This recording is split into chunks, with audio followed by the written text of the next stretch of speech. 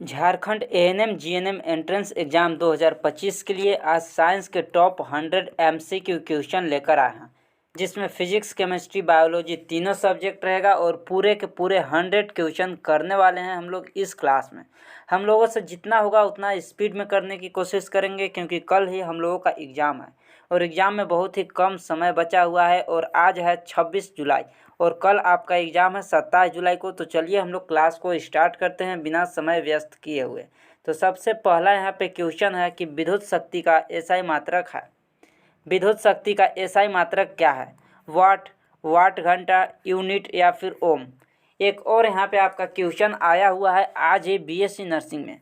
BSc nursing exam आज हुआ है, इसमें एक क्वेश्चन आपका आया है कि विद्युत शक्ति बराबर फार्मूला क्या होता है। 4 ऑप्शन आपको दिया गया था, जो कि विद्युत शक्ति बराबर आपका राइट आंसर था वो ऑप्शन नंबर ए पे दिया था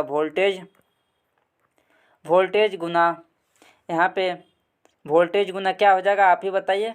धारा। वोल्टेज गुना धारा। पहले भी हम आप लोगों को इस क्वेश्चन को बता चुके थे। P बराबर वी आई, कितना एग्जाम्पल हम सोल्व आप लोगों को कराए थे इसी फार्मूला पे। P बराबर वी आई, P से पावर होता है, पावर बराबर वोल्टेज इंटू I से धारा होता है, जिसका एसआई मात्रक एम्पियर होता है धारा का। यहाँ तक क्लियर है? तो विद्युत शक्ति का एसआई मात्रक क्या होता है? वाट होता है। वाट होता है ऑप्शन नंबर ए। और इसको भी आप लोग ध्यान रखिएगा, आज ही एग्ज़ाम हुआ है बीएससी नर्सिंग 2025 का और आज ही एक क्वेश्चन आया हुआ था, तो कल आपके भी एग्ज़ाम में एक क्वेश्चन आ सकता है, इसलिए आपको याद रखना है। आपको इसको भी याद रख लेना है कि विद्युत शक्ति बराबर वोल्टेज गुना धारा, P बराबर वी आई, इसको याद रखना है, यह एक फार्मूला है। इसके बाद अगला क्वेश्चन पे चलते हैं। तो अगला क्वेश्चन है कि विद्युत धारा का एसआई मात्रक है। विद्युत धारा का एसआई मात्रक क्या है? तो अभी हम आपको बताएं कि विद्युत धारा का एसआई मात्रक एम्पियर है। एम्पियर है। यहाँ पे हम लोग जितना स्पीड हो सके, जितना फास्ट हो सके उतना फास्ट हम लोग आज रिवीजन कर रहे हैं, क्योंकि आपको भी मालूम है कि हम लोग पूरा 1 साल क्लास किए हैं इसी यूट्यूब पे। तो आज हम लोगों का रिवीजन का समय है, इसलिए आप लोग रिवीजन यहाँ पे फटाफट कीजिए ताकि आप लोग कल एग्ज़ाम में बेहतर कर सकते हैं। अगला यहाँ पे क्वेश्चन है, अगर इसके अलावा देखा जाए तो वोल्ट किसका है, कूलाम किसका है, वाट किसका है, और यहाँ पे एम्पियर तो धारा का हो गया। वोल्टेज का होता है, वोल्टेज का होता है वोल्ट। कूलाम किसका होता है? तो आवेश का होता है कूलाम। और वाट किसका होता है? तो शक्ति का होता है। ये चारों आप लोग यहाँ पे याद रख लीजिएगा। इसके बाद अगला क्वेश्चन पे चलते हैं। तो अगला क्वेश्चन कि ताप बढ़ने पे चालक का प्रतिरोध क्या होता है? तो ताप बढ़ने पे चालक का प्रतिरोध क्या होता है? R समानुपात ρ L/A। ये एक फार्मूला होता है। इस फार्मूला के आधार पे हम लोग देखेंगे कि इसका ताप बढ़ता है तो क्या होता है। तो ताप बढ़ता है तो चालक का प्रतिरोध भी बढ़ता है। इसका जो प्रतिरोध है वो भी बढ़ता है। अगर आपको यहाँ पे क्वेश्चन को घुमा दिया जाए और इस तरह से पूछा जाए कि लंबाई बढ़ता है तो क्या होता है, ये भी क्वेश्चन आता है। तो लंबाई बढ़ता है तो इसका प्रतिरोध भी बढ़ता है, प्रतिरोध बढ़ता है तो लंबाई भी बढ़ता है। और अगर इसका प्रतिरोध बढ़ता है तो इसका ए यानी कि एरिया, इसका क्षेत्रफल घटता है। इसको आपको याद रखना है। कहाँ पे समानुपाती, कहाँ पे व्युत्क्रमानुपाती है? देखिए यहाँ पे समानुपाती एल का है और प्रतिरोध व्युत्क्रमानुपाती एरिया का, क्षेत्रफल का है। यहाँ पे दोनों याद रखना है। जितना भी कंसेप्ट यहाँ पे है डायरेक्ट हम लोग यहाँ पे देखते चलते हैं। प्रतिरोध बढ़ता है तो लंबाई भी बढ़ता है और प्रतिरोध अगर जो घटता है तो इसका क्षेत्रफल बढ़ता है। इसके बाद चलते हैं अगला क्वेश्चन पे। तो इसका क्या हो गया? इसका ऑप्शन नंबर ए हो गया, बढ़ता है। इसके बाद देखिए अगला क्वेश्चन है कि ऊर्जा का एसआई मात्रक होता है। ऊर्जा का एसआई मात्रक क्या होता है? तो ऊर्जा का जो एसआई मात्रक वो जूल होता है, जूल होता है। और जूल जो है वो कार्य का भी एसआई मात्रक होता है, कार्य का भी एसआई मात्रक होता है। नहीं तो आप लोगों का अगर क्वेश्चन आ जाता है कि कार्य का एसआई मात्रक क्या है तो आप लोग जूल को टिक कीजिएगा, नहीं तो ये मत बोलिएगा तो आप तो ऊर्जा का बताए थे, तो यहाँ पे कार्य का कहाँ से होगा? तो कार्य का भी जूल होता है और ऊर्जा का भी जूल होता है। अगर जो यहाँ कैलोरी देखा जाए तो कैलोरी ऊर्जा की इकाई है, ना कि एसआई मात्रक है। ऊर्जा की इकाई होता है कैलोरी। इसके बाद अगला यहाँ पे क्वेश्चन है और यह भी क्वेश्चन आज के एग्ज़ाम यानी कि 2025 बीएससी नर्सिंग एंट्रेंस एग्ज़ाम में आया हुआ क्वेश्चन है। आज के ही दिन आया हुआ क्वेश्चन है और इस क्वेश्चन को कितना बार करा चुके थे? पहले की क्लास में बहुत बार इस क्वेश्चन को करा चुके हैं, रिवाइज करा चुके हैं और आज भी इस क्वेश्चन को हम प्रिपेयर कल ही कर चुके थे, लेकिन यहाँ देखिए आज ही एक क्वेश्चन आया हुआ है, तो हम आप लोगों को यहाँ पे एक बार रिमाइंड दिला दिए कि आज के पेपर में आया हुआ यह क्वेश्चन है। बताइए क्या होगा। एक विद्युत बल्ब पे 220 वोल्ट 100 वाट लिखा है, तो इसमें फिलामेंट का प्रतिरोध कितना होगा। इसमें प्रतिरोध कितना होगा, क्या क्या दिया गया है।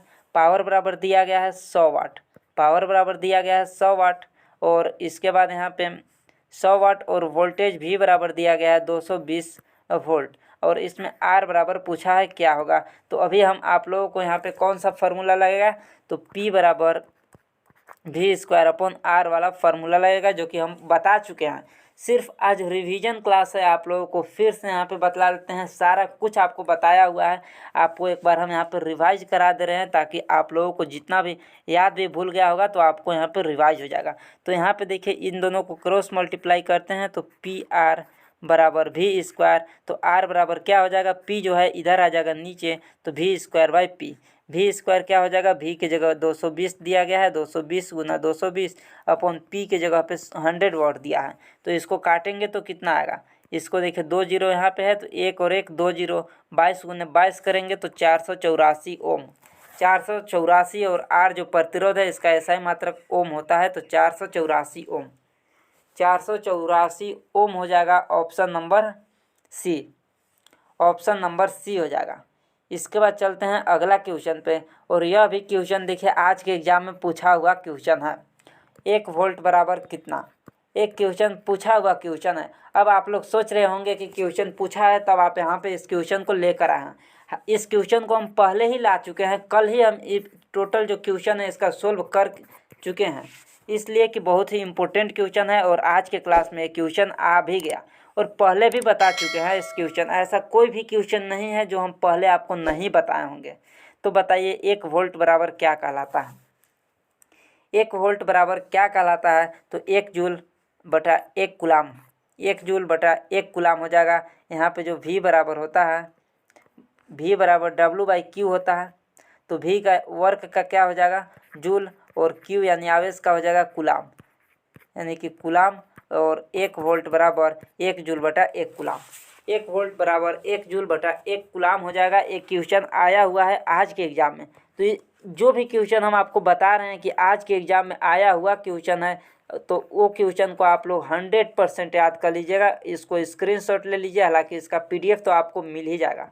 और BSc नर्सिंग आज के एग्जाम में पूछा हुआ है, झारखंड में पूछा गया है, और ये जो क्लास आपको करा रहे हैं ये झारखंड ANM और GNM दोनों के लिए करा रहे हैं।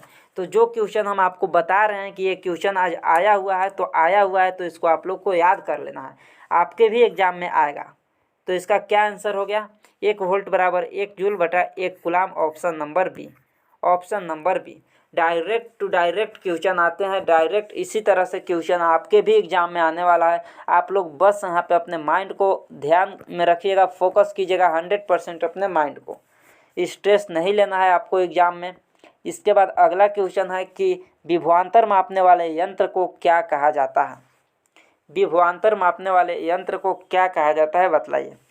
एमीटर, वोल्ट मीटर, गैल्वेनोमीटर, या इनमें से कोई नहीं। तो एमीटर क्या नापता है, जो विभवांतर मापता है उसको वोल्ट मीटर बोलते हैं, लेकिन धारा को मापता है एमीटर जो है वो धारा को मापता है। और वोल्ट गैल्वेनोमीटर आपके एग्जाम में प्रीवियस ईयर के एग्जाम में पूछा हुआ चीज़ है कि धारा की उपस्थिति का पता कौन लगाता है। धारा की उपस्थिति का पता कौन लगाता है, तो गैल्वेनोमीटर। धारा की उपस्थिति का पता लगाता है गैल्वेनोमीटर, सिर्फ और सिर्फ उपस्थिति का पता लगाता है। धारा को मापने का कार्य एमीटर करता है, और विभवांतर को मापने का कार्य वोल्ट मीटर करता है, वोल्ट मीटर करता है। यहाँ तक क्लियर है आपका, जल्दी से बताइए, आपका यहाँ तक क्लियर है। हम आप लोगों का यहाँ पे ज़्यादा समय नहीं लेंगे, क्योंकि आप लोगों के पास बहुत कम समय है, मुझे पता है।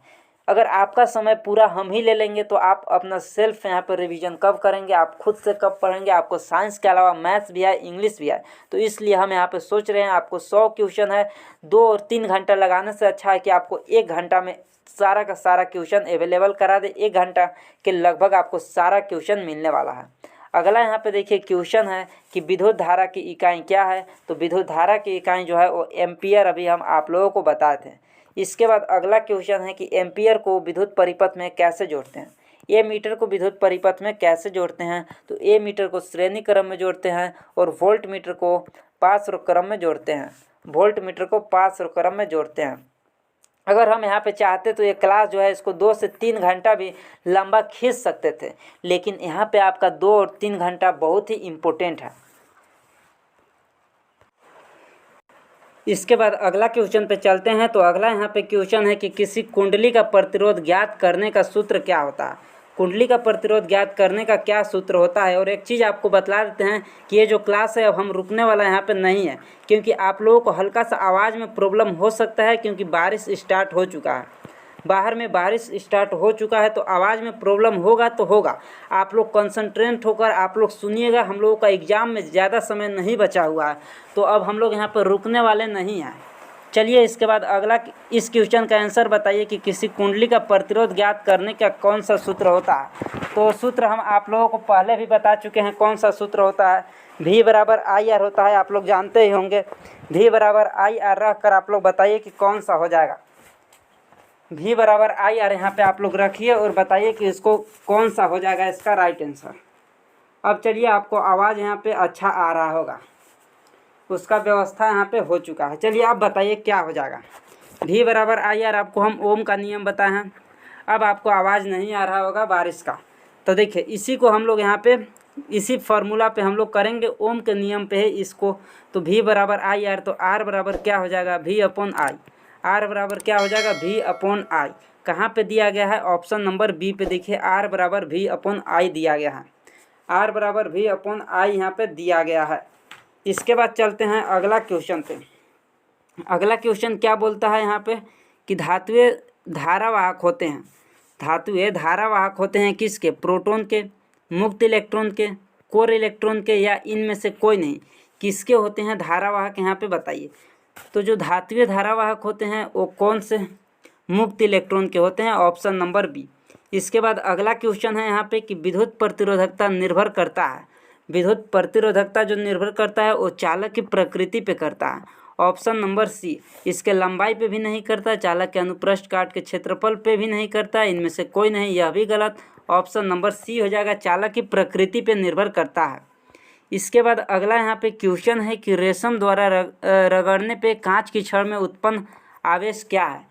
तो रेशम द्वारा रगड़ते हैं तो कांच की छड़ पे जो पॉजिटिव आवेश उत्पन्न होते हैं, धन आवेश यानी कि पॉजिटिव चार्ज यहाँ पे उत्पन्न होते हैं, ऑप्शन नंबर बी। इसके बाद अगला यहाँ पे क्वेश्चन है कि किसी वस्तु की गति का मानक मात्रक क्या है।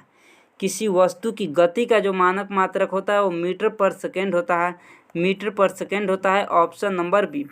Option number B. अगर यहाँ पे फास्ट हो रहा होगा फिर भी आपको यहाँ पे मैनेज करना है, क्योंकि आपको पास बहुत कम समय है। मेरे पास तो अभी साल भर बचा हुआ है, फिर से अगला साल हम तैयारी कराएंगे 2026 के लिए। लेकिन आप सोचिए ना, आपके पास सिर्फ और सिर्फ कुछ ही घंटा बचा हुआ है, एक दिन से भी कम कह सकते हैं, क्योंकि अभी शाम हो चुका है और आपके पास बहुत ही कम समय। कल 10 बजे आपका एग्ज़ाम ANM का है और 2 बजे से आपका एग्ज़ाम GNM का है, तो कहाँ से समय बचा हुआ है। आप ही सोचिए ना, आप लोगों के लिए हम यहाँ पे स्पीड बता रहे हैं, ना कि मेरे लिए। अगला यहाँ पे क्वेश्चन है कि ओम का नियम किससे संबंधित है। तो ओम का नियम यानी V बराबर आई आर किससे संबंधित है। R जो होता है वो नियतांक होते हैं, R जो होते हैं वो नियतांक होते हैं, V जो होते हैं वोल्टेज, और I जो होते हैं करंट, यानी कि वोल्टेज और करंट से संबंधित है, option number B. Option number B voltage और करंट से संबंधित है, वोल्टेज और करंट से संबंधित है। इसके बाद अगला क्वेश्चन पे चलते हैं। तो ऊन द्वारा एबोनॉइड की छड़ को रगड़ने पे एबोनॉइड की छड़ में उत्पन्न होते हैं ऋण आवेशित इस पे उत्पन्न होते हैं, निगेटिव चार्ज इस पे उत्पन्न होते हैं। इसके बाद अगला यहाँ पे क्वेश्चन है कि विद्युत बल्ब में कौन सी गैस भरी जाती है। तो जो विद्युत बल्ब है इसमें निष्क्रिय गैस भरी जाती है।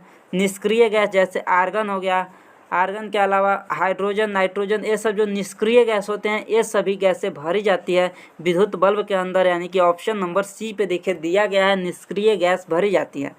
इसके बाद अगला क्वेश्चन है, अगला क्वेश्चन कि दर्पण में बनने वाला प्रतिबिंब उल्टा होता है यदि दर्पण हो। दर्पण में बनने वाला प्रतिबिंब उल्टा होता है यदि दर्पण हो। कौन सा दर्पण हो तो उसमें प्रतिबिंब उल्टा बनता है, बताइए। आपको उत्तल दर्पण मालूम होगा, उत्तल दर्पण में हमेशा सीधा प्रतिबिंब बनता है और अवतल दर्पण में भी हमेशा प्रतिबिंब सीधा बनता है। अवतल में भी अवतल में उल्टा भी बनता है, सीधा भी बनता है, और लेकिन जो उत्तल है उसमें कैसा बनता है, तो उसमें सिर्फ और सिर्फ सीधा बनता है, आभासी और सीधा। और समतल दर्पण में भी आभासी और सीधा प्रतिबिंब बनता है, आपको हम करा चुके हैं। लेकिन यहाँ पे बोला है कि उल्टा होता है। यदि दर्पण हो तो अवतल दर्पण में उल्टा प्रतिबिंब देखने को मिलेगा। अवतल दर्पण में यहाँ पे देखिए उल्टा प्रतिबिंब। यहाँ पे आप लोग हल्का सा कंफ्यूज हो चुके होंगे, मुझे पता है। एक चीज़ फिर से यहाँ पर रिवीजन कराते हैं। समतल दर्पण में कैसा होता है, तो आभासी तथा सीधा होता है, आभासी और सीधा होता है। और उत्तल दर्पण में भी आभासी और सीधा होता है, आभासी और सीधा होता है। लेकिन यहाँ पे आपसे पूछा है कि उल्टा प्रतिबिंब किस में बनता है, तो उल्टा जो होते हैं वो समतल दर्पण में बनते हैं। उल्टा जो होते हैं वो समतल दर्पण में बनते हैं। यहाँ तक क्लियर है आप सभी का। इसके बाद चलते हैं अगला क्वेश्चन में। अगला क्वेश्चन में है एक चीज़ और। यहाँ पे देखिए, आप सोच रहे होंगे कि अवतल दर्पण में सीधा उल्टा बनता है, उल्टा भी बनता है, सीधा भी बनता है, दोनों तरह के प्रतिबिंब इसमें बनते हैं। इसके बाद अगला क्वेश्चन कि जब प्रकाश एक माध्यम से दूसरे माध्यम में जाता है तो वह क्या होता है, बताइए। यह आज के एग्जाम में पूछा हुआ क्वेश्चन है, 2025 बीएससी नर्सिंग। याद कर लीजिए, जो क्वेश्चन हम आपको बता रहे हैं कि आज के क्लास में पूछा हुआ क्वेश्चन है, तो उसको आपको याद ही कर लेना है, क्योंकि कल आपके भी एग्जाम में पूछ सकता है। आपको उसको याद ही कर लेना है। किस कारण से होता है क्वेश्चन, इस तरह से पूछा था आपके एग्जाम में कि प्रकाश के अपवर्तन का मुख्य कारण क्या है। एक क्वेश्चन एग्जैक्ट यही क्वेश्चन पूछा हुआ है कि प्रकाश के अपवर्तन का मुख्य कारण क्या है। तो आंसर जो था आपका माध्यम में परिवर्तन, माध्यम में परिवर्तन। और इसमें क्या है, जब प्रकाश एक माध्यम से दूसरे माध्यम में जाता है तो मुड़ता है, बिल्कुल मुड़ता है, टूट जाता है, गलत, परिवर्तित नहीं होता, गलत, गायब हो जाता है, यह भी गलत, मुड़ता है, यानी कि माध्यम में परिवर्तित होता है। इसका ऑप्शन नंबर ए हो जाएगा राइट आंसर। जो क्वेश्चन हम आपको बता रहे हैं कि ये क्वेश्चन आज के एग्जाम में पूछा हुआ क्वेश्चन है, वो आपको याद कर लेना है। 100% श्योर कि वो क्वेश्चन रिपीट हो सकता है, क्योंकि बहुत सारे ऐसे क्वेश्चंस होते हैं जो कि रिपीटेड क्वेश्चन होते हैं, और पिछला साल भी इस तरह से रिपीट क्वेश्चन हुए थे। इसके बाद चलते हैं अगला क्वेश्चन पे। तो प्रतिरोध की इकाई क्या है, प्रतिरोध की इकाई क्या है। तो जो प्रतिरोध की इकाई होता है वो ओम होता है, ओम होता है। इसके बाद अगला क्वेश्चन है कि उत्तल लेंस किस प्रकार की छवि बनाता है, उत्तल लेंस किस प्रकार की छवि बनाता है। अभी आप लोगों को हम बताएं कि जो उत्तल लेंस होता है वो आभासी तथा सीधा प्रतिबिंब बनाता है, आभासी और सीधा प्रतिबिंब बनाता है। कौन, तो उत्तल लेंस। उत्तल लेंस जो है वो आभासी और सीधा प्रतिबिंब बनाता है। तो यहाँ पे आपके पास 4 ऑप्शन है, इसमें से कौन सा हो जाएगा राइट आंसर। तो देखिए, इसमें जो राइट आंसर हो जाएगा वो आभासी, केवल आभासी। तो बिल्कुल सही, आभासी ही बनाता है, वास्तविक इसमें नहीं बनता। आभासी और इसके साथ साथ सीधा प्रतिबिंब बनाता है, जो कि ऑप्शन नंबर ए हो जाएगा इसका right answer. Option number A हो जाएगा इसका राइट आंसर। इसके बाद अगला यहाँ पे क्वेश्चन है कि बिजली के बल्ब का प्रमुख ऊर्जा रूपांतरण क्या होता है। बिजली का बल्ब का प्रमुख ऊर्जा रूपांतरण क्या होता है, यहाँ पे बताइए, क्या होता है यहाँ पे बताइए। तो क्या होता है आप लोग को मालूम तो यहाँ पे होगा कि विद्युत ऊर्जा जो है वो किस ऊर्जा से किस ऊर्जा में रूपांतरित होता है। रासायनिक से ताप में, विद्युत से प्रकाश में, बिल्कुल सही, विद्युत ऊर्जा से प्रकाश ऊर्जा में रूपांतरित होता है, विद्युत ऊर्जा से प्रकाश ऊर्जा में रूपांतरित होता है। इसके बाद अगला यहाँ पे क्वेश्चन है, अगला क्वेश्चन क्या बोलता है कि बल्ब का प्रतिरोध कितना होगा जब P बराबर 100 वाट और V बराबर 220 वोल्ट है, जो कि अभी हम आज के ही क्लास में बताए हैं, और यह आज के ही एग्जाम में पूछा हुआ भी क्वेश्चन है। और इसका क्या आंसर आया था, तो हम लोग निकाले थे P बराबर V²/R से, तो R बराबर आया था V²/P, V² यानी 220 गुना 220 इंटू 100। तो यहाँ पे 1 0 1 0 1 1 22 गुना 22 किए थे, 484 ओम आया था, ऑप्शन नंबर बी। इसके बाद अगला क्वेश्चन है कि चुंबकीय क्षेत्र रेखाएं किससे बनती है, चुंबकीय क्षेत्र रेखाएं किससे बनती है। तो यह धारा से बनती है, किससे बनती है, धारा से बनती है, ऑप्शन नंबर डी, करंट से बनती है। इसके बाद अगला यहाँ पे क्वेश्चन है कि 1 घंटा में कितना सेकंड होता है, तो 3600 सेकंड। तो ये तो सभी को मालूम है कैसे निकालना है। तो 1 घंटा में जो होते हैं वो 60 मिनट होते हैं, और 60 मिनट 1 मिनट में 60 सेकंड होता है। तो आप लोग इसको तो निकाल ही सकते हैं, नहीं निकाल पाइएगा तो इसको हम बताएंगे या बता ही देते हैं। देखिए 1 मिनट यानी कि 1 मिनट बराबर 60 सेकंड, 60 सेकंड। तो 60 मिनट बराबर क्या होगा, 60 मिनट बराबर 1 आवर। तो 60 इंटू 60 कर देना है बराबर 360। यहाँ तक क्लियर है, 3600 सेकेंड। इसके बाद अगला क्वेश्चन है यहाँ पे कि न्यूटन का पहला नियम किससे संबंधित है। न्यूटन का पहला नियम किससे संबंधित है, तो न्यूटन का जो पहला नियम होता है वो इनर्शिया यानी कि जड़त्व से संबंधित होता है। दूसरा नियम उसका फॉर्मूला से संबंधित होता है। और दूसरा नियम यानी F बराबर ma से संबंधित द्रव्यमान और त्वरण के गुणनफल के बराबर होता है। और तीसरा जो नियम होता है वो क्रिया प्रतिक्रिया से संबंधित होता है, क्रिया प्रतिक्रिया से संबंधित होता है तीसरा नियम। इसके बाद अगला क्वेश्चन पे चलते हैं। तो एक वस्तु 2 kg है और 3 मीटर पर सेकंड स्क्वायर की गति से बढ़ती है, तो उस पर कितना बल लगेगा, उस पर कितना बल लगेगा, बताइए कितना बल लगेगा। तो अभी हम आप लोगों को फार्मूला बताएं। F बराबर क्या बताएं, m बराबर 2 kg दिया गया है और a बराबर 3 मीटर पर सेकंड स्क्वायर दिया है। तो 2 गुना 3 करेंगे बराबर 6 न्यूटन, 6 न्यूटन। यहाँ तक क्लियर है सभी का, 6 न्यूटन।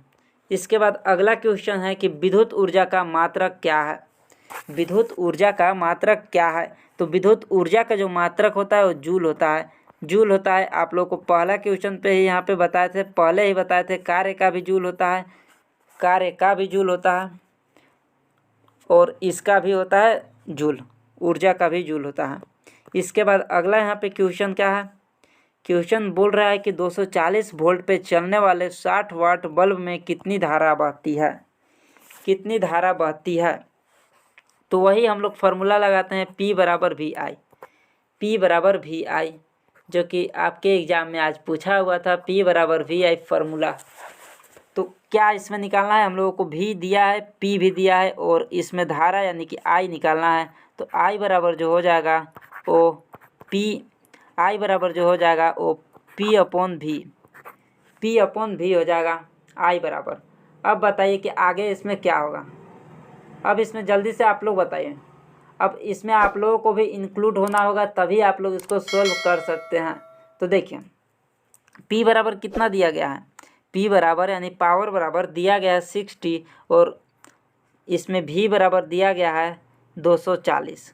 तो इसमें काटते हैं 1 0 से 1 0, 6 यानी 1/4, 1/4 अगर इसको भी काटते हैं तो 0.25, 0.25 option number A, option number A हो जाएगा। इसके बाद अगला यहाँ पे क्वेश्चन है कि किसी वस्तु पर 100 न्यूटन बल लगने पर वह 2 मीटर ऊपर उठती है, तो कार्य क्या होगा, कार्य क्या होगा। तो कार्य बराबर क्या होगा, यहाँ पे लिखते हैं कार्य बराबर यहाँ पे होता है बल गुना दूरी। अब यहाँ पे देखिए एक यहाँ पे नौटंकी यहाँ पे पेन का भी हो गया। अब हम लोगों को यहाँ पर रोकने की बहुत कोशिश किया जा रहा है, फिर भी हम लोग यहाँ पर रुकने वाले नहीं हैं। हम लोगों को किसी भी हाल में जो 100 क्वेश्चन है वो कर ही लेना है। 100% श्योर कि 100 का 100 क्वेश्चन इस क्लास में हम लोग करने वाले हैं। पेन चले या ना चले, बारिश हो या कुछ भी हो, लाइन रहे या ना रहे, ये 100 क्वेश्चन हम लोगों को यहाँ पे करना ही करना है। क्योंकि अब हम लोगों को उतना यानी कि 1 साल से तो मेहनत किए ही हैं, लेकिन आज भी हम लोगों को आज के लिए सिर्फ मेहनत करना है, फिर कल हमें एग्ज़ाम में बैठना है। आज के बाद यहाँ पे आपका क्लास नहीं होगा 2025 के लिए, क्योंकि कल अब आपको रात में आराम से नींद लेना है और कल आपको एग्ज़ाम में बैठना है, इसलिए आपको स्ट्रेस नहीं लेना है। चलिए इसको सोल्व करते हैं फिर से। यहाँ पे पेन भी हमारे साथ यहाँ पे नहीं काम कर रहा है, बोल रहा है कि बस कर भाई, कितना आप क्वेश्चन कराओगे। बोल रहा है कि डायरेक्ट आएगा एग्ज़ाम में, ये सारे क्वेश्चन मत करा सभी लोगों को, फिर भी यहाँ पे कराने ही वाले हैं। देखिए क्या है, कार्य बराबर हो जाएगा यहाँ पे, आप लोग समझ लीजिएगा। अगर यहाँ पे नहीं भी पेन चलेगा फिर भी हम यहाँ पे बोल रहे हैं, कार्य बराबर बल गुना दूरी, बल गुना दूरी। देखिए अब पेन चलने लगा, इसको बोल दिए तो बल गुना दूरी, बल कितना दिया है 100 न्यूटन दिया गया है और दूरी दिया है 2 मीटर, तो 100 गुना 2 करेंगे तो 200 और कार्य का एसआई मात्रक जूल यानी कि 200 joule, 200 joule option number C. Pen भी देखिए अब चलने लगा, क्योंकि पेन को भी पता चल गया कि अब ये आदमी रुकने वाला नहीं है, क्योंकि हमारे साथ इतने सारे स्टूडेंट हैं, हम अकेले रुक गए तो आप सभी रुक जाएंगे यहाँ पे, मुझे पता है, क्योंकि एक क्लास इतना पे अगर रोक दिए तो आप भी इतना पे ही रुक जाइएगा, लेकिन इस क्लास को हम कंटिन्यू करेंगे, 100 का 100 क्वेश्चन करेंगे, तो आप भी 100 का 100 क्वेश्चन करेंगे, मुझे पूरा उम्मीद है, क्योंकि आप लोग 1 साल से लगातार मेहनत कर रहे हैं हमारे साथ, तो आज भी आप लोग मेहनत करिए, क्योंकि आज लास्ट क्लास है आप लोगों के लिए। चलिए अगला क्वेश्चन पर चलते हैं। तो अगला क्वेश्चन है कि वह कौन सा अधातु है जो विद्युत का सुचालक होता है। वह कौन सा अधातु है जो विद्युत का सुचालक होता है, तो ग्रेफाइट होता है। ग्रेफाइट जो कि कार्बन का अप्रूफ होता है, कार्बन का 2 अप्रूफ, एक हीरा होता है और एक ग्रेफाइट होता है। ग्रेफाइट ऐसा अधातु है जो कि विद्युत का सुचालक होता है। इसके बाद अगला यहाँ पे क्वेश्चन है कि यदि 60 मीटर पर सेकेंड की गति से 10 सेकेंड में रुकती है तो इसका त्वरण क्या होगा। यहाँ पे आपको देखना है रुकती है बोल दिया, यानी कि इसका अंतिम वेग v बराबर क्या हो जाएगा 0, u बराबर दिया है 60 मीटर पर सेकेंड, और क्या दिया गया है टाइम बराबर दिया गया है 10 सेकेंड, टाइम बराबर भी दिया गया है 10 सेकेंड। तो क्या निकालना है, उसका त्वरण निकालना है a बराबर। तो हम लोग यहाँ पे दूरी का फॉर्मूला लगाते हैं, v बराबर u प्लस at लगाते हैं, a बराबर त्वरण हम लोगों को यहाँ पे निकालना है। तो v का मान यहाँ पे 0 दिया है, u बराबर 60 दिया है, प्लस a का तो मान हम लोगों का त्वरण का निकालना है, और t यानी कि 10 सेकेंड दिया गया है। तो 60 प्लस 10a यहाँ पे 0, तो 10a को इधर लाएंगे या फिर 60 को इधर लाएंगे तो माइनस का 60 बराबर 10a। तो a बराबर क्या हो जाएगा, a बराबर हो जाएगा माइनस का 60 अपॉन 10, 0 से 0 काट देंगे, a बराबर माइनस का 6, a बराबर माइनस का 6। बहुत ही इजी था, आपको यहाँ पे बस फॉर्मूला याद रखना है, v बराबर u प्लस at। फॉर्मूला आपको याद रहेगा और बिल्कुल अच्छे से लाइन बाय लाइन आप लोग यहाँ पे सोल्व कर लीजिएगा आराम से। इसके बाद अगला क्वेश्चन पे चलते हैं। तो अगला यहाँ पे क्वेश्चन है कि यदि किसी वस्तु का भार 100 न्यूटन है तो उसका द्रव्यमान क्या होगा। g बराबर 10 मीटर पर सेकेंड स्क्वायर दिया गया है, g बराबर 10 मीटर पर सेकेंड स्क्वायर दिया गया है। तो f बराबर क्या होगा, फार्मूला ma, ए की जगह पे यहाँ पे g लिखेंगे क्योंकि गुरुत्वीय त्वरण g दिया गया है, और हम लोगों का यहाँ पे 100 न्यूटन दिया गया है। 100 बराबर m इंटू जी की जगह 10 दिया है, तो 100/10 बराबर m। यहाँ पे गुना में है इसलिए इधर है तो भागा में हो गया, तो इसको काट देंगे, 1 0 से 1 0, m बराबर 10 kg, m बराबर 10 kg। यहाँ पे देखिए ऑप्शन नंबर बी पे इसका दिया गया है 10 kg, m बराबर 10 kg। इसके बाद अगला क्वेश्चन है यहाँ पे कि 100 वाट का बल्ब 240 वोल्ट पर चलता है तो उसमें कितनी धारा बहती है, कितनी धारा बहती है इसमें पूछा गया है। क्वेश्चन को यहाँ पे हल्का सा घुमाया गया है, ज़्यादा नहीं घुमाया गया बल्कि हल्का सा घुमाया गया है। हम लोग उसी फार्मूला पे चलते हैं, P बराबर भी आई पे, और I बराबर यहाँ से हम लोगों को पूछा गया तो P/V। P बराबर कितना दिया है 100 वाट, और v बराबर दिया गया है 220। तो इसको काटते हैं तो क्या आएगा, अगर इसमें भाग लगाते हैं तो लास्ट में हमारा 0.45 आएगा। इसका कैलकुलेशन हम पहले से करके आते हैं, क्योंकि पहले हम खुद मेहनत कर लेते हैं ताकि अभी क्लास में आप लोगों का ज़्यादा समय यहाँ पे ना लगे।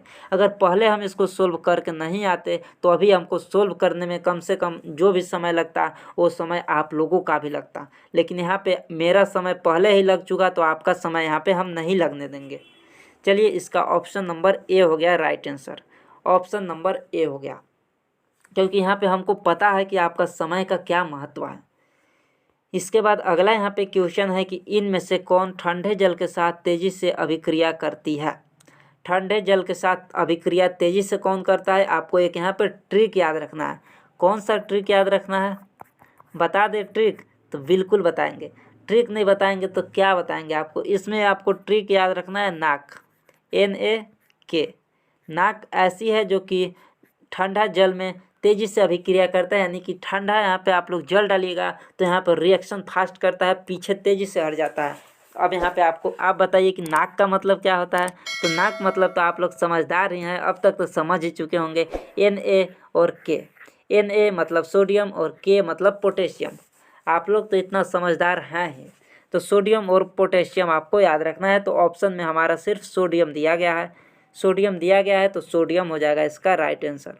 सोडियम हो जाएगा इसका राइट आंसर। अगर पोटेशियम दिया होता और सोडियम नहीं दिया होता तो यहाँ पे पोटेशियम हो जाता है इसका राइट आंसर। यहाँ तक क्लियर है सभी लोगों का? यहाँ तक क्लियर है सभी लोगों का?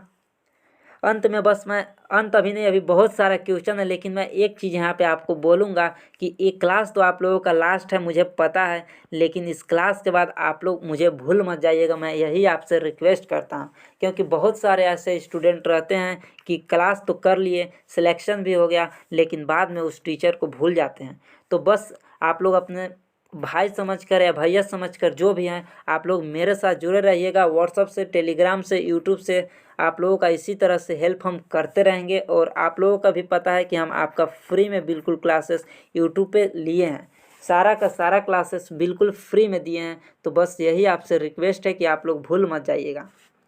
चलिए इसके बाद अगला क्वेश्चन है कि एक 6 वोल्ट बैटरी से 3 एम्पियर धारा बहती है तो पावर क्या होगी। यहाँ पे पावर क्या होगी, इसका पावर बताना है क्या होगा। तो क्या क्या दिया गया है, P बराबर VI। बहुत ही इम्पोर्टेंट फार्मूला है, और इम्पोर्टेंट फार्मूला है इसीलिए तो आपके एग्जाम में आज आया हुआ था BSc नर्सिंग में। तो V का मान दिया है 6 वोल्ट और I का मान दिया है 3 एम्पियर। तो 6 × 3 बराबर 18 वाट, क्योंकि पावर का जो होता है शक्ति का SI मात्रक वाट होता है। तो 18 वाट हो जाएगा ऑप्शन नंबर सी पे। 18 वाट हो जाएगा ऑप्शन नंबर सी का। इसके बाद अगला क्वेश्चन पर चलते हैं। तो उपयुक्त प्रतिरोध समांतर में जोड़े जाएं तो कुल प्रतिरोध क्या होगा। कौन कौन उपयुक्त, तो 2 ओम और यहाँ पे 3 ओम दिया गया है। 2 ओम और 3 ओम को किस तरह जोड़ते हैं, तो समांतर में, यानी कि इस तरह से इसको जोड़ते हैं और इस तरह से इसको जोड़ते हैं। तो क्या होगा, इसका कुल प्रतिरोध क्या होगा। यहाँ पे 2 ओम है, यहाँ पे 3 ओम है, 3 ओम है। तो यहाँ पे आपको इसका फार्मूला याद रखना है। अगर समांतर क्रम में है तो 1/R इक्विवेलेंट जो होता है वो 1/R1 + 1/R2 इस तरह से होता है। डॉट डॉट डॉट जितना भी दिया है उतना होता है इस तरह से। अगर इसके नीचे R3 भी दिया होता, R4 भी दिया होता तो इधर और भी लिखते। और आपको ये ध्यान देना है कि समांतर क्रम में है तब, अगर श्रेणी क्रम में एक ही लाइन में होता तो डायरेक्ट हम लोग R1 + R2 + R3 dot dot dot इस तरह से लिखते। तो हम लोगों का समांतर क्रम में है तो इस तरह से हमको निकालना होगा। R1 की जगह पे क्या लिखना होगा, 2 + R2 की जगह पे 3 लिखना होगा, और इधर 1/R इक्विवेलेंट। अब यहाँ पे क्या करना होगा, इसको यहाँ पे लेंगे LCM तो 6, और यहाँ पे 3 + 2 यानी कि 5/6, 5/6 आता है। यहाँ पे देखिए 1/R इक्विवेलेंट बराबर 5/6।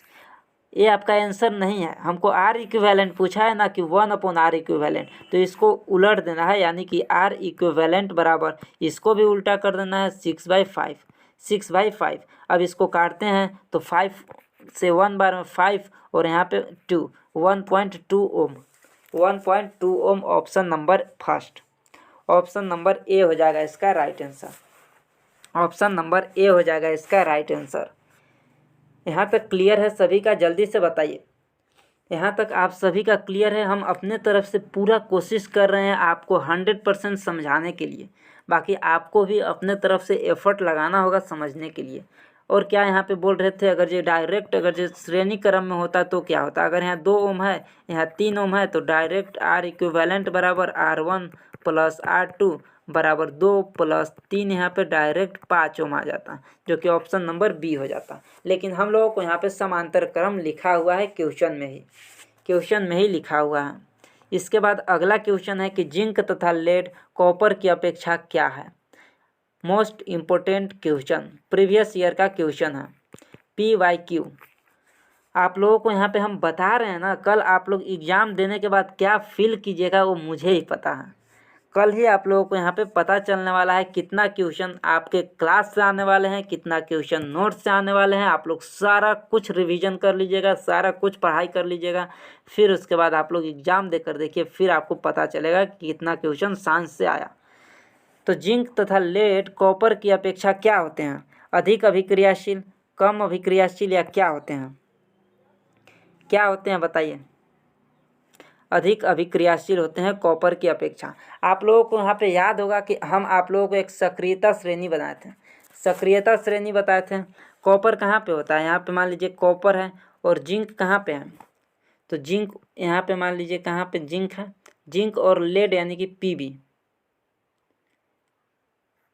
पीबी, और एक आता है जिंक। जिंक और लेड कॉपर की अपेक्षा क्या है? कम अभिक्रियाशील है, कम अभिक्रियाशील है, क्योंकि सक्रियता श्रेणी में इस तरह से होता है। आपको यहाँ पे कंफ्यूज नहीं होना है, हल्का सा यहाँ पे देखें।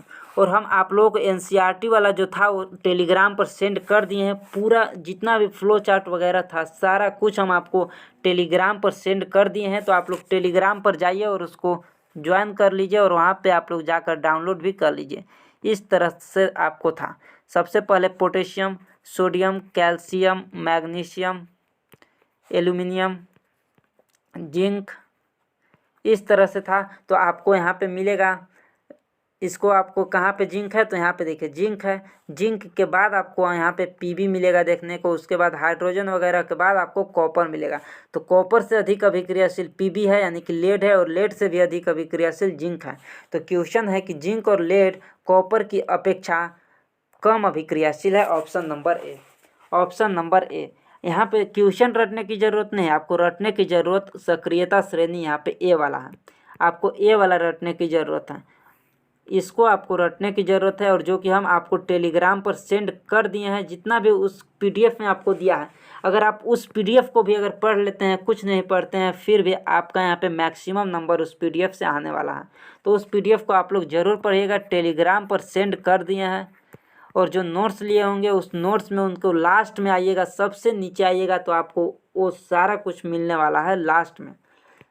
नोट्स अगर साइंस में आइएगा तो पीडीएफ में सबसे नीचे आइएगा, तो आपको एनसीईआरटी का जो डायग्राम है, फ्लो चार्ट है, वो सारा कुछ आपको नोट्स में भी इंक्लूडेड है। तो उसको आप लोग एक बार पढ़ लीजिएगा ज़रूर। सेम क्वेश्चन यहाँ पे आया कि 2 ओम और 3 ओम प्रतिरोध को श्रृंखला क्रम में जोड़ता है, तो 2 + 3 यही 5 ओम, जो हम वहाँ पे ही आपको बताए थे, वहाँ पे ही जो आपको बताए थे 5 ओम। अगला क्वेश्चन है कि लोहा को जिंक से लेपित करने की क्रिया को क्या बोलते हैं? तो गैल्वेनीकरण बोलते हैं, कि विद्युत अपघटन, पानी चढ़ाना या संक्षारण, क्या बोलते हैं? तो इसको गैल्वेनीकरण बोलते हैं, गैल्वेनाइजेशन इंग्लिश में बोलते हैं, गैल्वेनीकरण बोलते हैं। Option number B, option number B इसको बोलेंगे गैल्वेनीकरण। अगला यहाँ पे क्वेश्चन है कि एक चालक में 3 एम्पीयर धारा 4 सेकंड तक बहती है, तो कुल आवेश क्या होगा? कुल आवेश क्या होगा? तो I बराबर Q/T आपको फॉर्मूला मालूम होगा। विद्युत धारा बराबर आवेश प्रवाह की दर को विद्युत धारा कहते हैं, आवेश प्रवाह की दर को विद्युत धारा कहते हैं। I बराबर Q/T। क्या यहाँ पे दिया गया है? हम लोगों का आवेश दिया गया है, तो आवेश तो निकालना है। तो Q बराबर IT, Q बराबर IT, I और T को क्रॉस मल्टीप्लाई करेंगे तो Q बराबर IT, I बराबर 3 दिया है और T बराबर 4 दिया है, 4 × 3 करेंगे तो 12 कूलाम, 12 कूलाम हो जाएगा इसका राइट आंसर, 12 कूलाम हो जाएगा इसका राइट आंसर। इसके बाद अगला यहाँ पे क्वेश्चन है कि इंद्रधनुष के निर्माण में क्या है? क्वेश्चन कि इंद्रधनुष के निर्माण में कौन कौन से प्रकाशीय घटनाएं मिलती है? तो इंद्रधनुष के निर्माण में कौन होता है? अपवर्तन, विवर्तन और परावर्तन, जो कि गलत है। अपवर्तन, विवर्तन और पूर्ण आंतरिक परावर्तन बिल्कुल सही है। ऑप्शन नंबर बी इसका बिल्कुल सही हो जाएगा। विवर्तन, प्रकीर्णन ये भी गलत है। अपवर्तन, विवर्तन और आंतरिक परावर्तन यह भी गलत है। ऑप्शन नंबर बी इसका सही है। इसमें अपवर्तन भी होता है, विवर्तन होता है और पूर्ण आंतरिक परावर्तन भी होता है इंद्रधनुष के निर्माण में। यहाँ तक क्लियर है आप सभी का? यहाँ तक आप सभी का क्लियर है? जल्दी से आप लोग बताइए। इसके बाद अगला क्वेश्चन पर चलते हैं। तो तांबा और जस्ता के मिश्र धातु को क्या कहते हैं? तांबा और जस्ता के मिश्र धातु को क्या बोलते हैं? आपको ट्रिक बताए थे, ता और ज, ताज यानी कि तांबा और जस्ता, ताज के मुकुट पहनाते हैं, इसको पीतल होता है, पीतल। इन दोनों को मिश्र धातु को पीतल बोलते हैं। ऑप्शन नंबर ए, पीतल बोलते हैं। और कांसा किसको बोलते हैं और सोल्डर किसको बोलते हैं? इन दोनों को इसलिए बता दे रहे हैं क्योंकि आपके एनसीईआरटी में है और आपके लिए मोस्ट इम्पोर्टेंट है इन दोनों, क्योंकि एनसीईआरटी में आपको स्टील नहीं मिलेगा, लेकिन पीतल है, सोल्डर है और कांसा, ये तीनों आपको देखने को मिलेगा। पीतल तो आपको बता दिए, तांबा और जस्ता। अगर सोल्डर पूछा जाए तो सोल्डर में आपको शीशा और टीन याद रखना है, शीशा और टीन। और कांसा पूछा जाए तो कांसा में आपको कौन कौन से मिश्र धातु, तो तांबा और एक आ जाएगा टीन, तांबा और एक आ जाएगा टीन, इन दोनों को आपको याद रखना है, तांबा और टीन। यहाँ तक क्लियर है। इसके बाद चलते हैं अगला क्वेश्चन पे। तो अगला क्वेश्चन कि सिनेबार किसका अयस्क है? तो सिनेबार किसका अयस्क है? तो यह पारा का अयस्क होता है। पारा को और क्या बोलते हैं? मरकरी बोलते हैं, Hg, मरकरी बोलते हैं। और एक और क्वेश्चन पारा से रिलेटेड आता है कि एक ऐसा धातु जो द्रव अवस्था में होता है, एक ऐसा धातु जो द्रव अवस्था में होता है, तो मरकरी उसका हो जाएगा आंसर, राइट आंसर। पारा या फिर मरकरी इसी को बोलते हैं, ऐसा धातु जो द्रव अवस्था में होता है, द्रव अवस्था में। और एक ऐसा अधातु जो द्रव अवस्था में होता है वह क्या हो जाएगा? तो वो हो जाएगा ब्रोमीन, ब्रोमीन हो जाएगा वो। यहाँ तक क्लियर है सभी का? ब्रोमीन हो जाएगा। इसके बाद चलते हैं अगला क्वेश्चन पर। तो अगला क्वेश्चन क्या बोलता है कि निम्नलिखित में से कौन सा अधातु चमकीला है? कौन सा अधातु चमकीला है?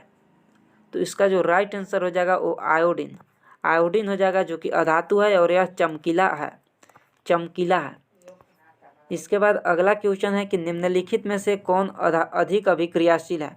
निम्नलिखित में से कौन अधिक अभिक्रियाशील है? कैसे आपको इसमें ज्ञात करना है? तो अभिक्रियाशीलता श्रेणी, सक्रियता श्रेणी आपको याद रखना है। यहाँ पे सबसे ऊपर पोटेशियम बताए थे, इसके बाद सोडियम बताए थे, सोडियम के बाद कैल्शियम बताए थे, कैल्शियम के बाद मैग्नीशियम बताए थे, मैग्नीशियम के बाद क्या बताए थे? तो सेम इसी तरह से, और ए भी जो दिया गया है सेम इसी तरह से आपको नीचे की तरफ ए भी आते जाएगा।